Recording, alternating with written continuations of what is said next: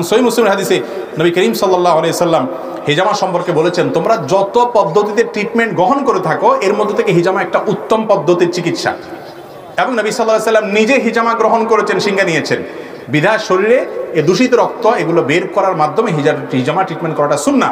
এবং আমি ব্যক্তিগতভাবে অনেক মানুষকে চিনি যাদের শরীরে বিষ ব্যথা নানা রকমের অসুবিধা হতো, এদেরকে হিজামা করার পরামর্শ দিয়েছি, হিজামা করেছেন, তারা সুস্থ হয়েছেন। এবং আর অনেক মানুষ আমার জানাশোনা আছে আলহামদুলিল্লাহ। এমন আমাদের জিন্দা করা দরকার এবং এটা সুন্নাত, হাদিস দ্বারা সুসাব্যস্ত হয়েছে, বহু হাদিসে বের বর্ণিত হয়েছে।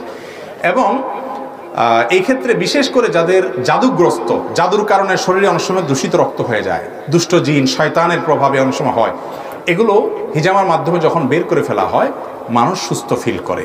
এবং এ জাতীয় অদৃশ্য যে সমস্যাগুলো বিশেষ করে হয় দুষ্ট জিনের তরফ থেকে, এগুলোর ক্ষেত্রে হিজামা, সেহের বা জাদুর ক্ষেত্রে, ব্ল্যাক ম্যাজিকের ক্ষেত্রে হিজামা অনেক বেশি উপকারী।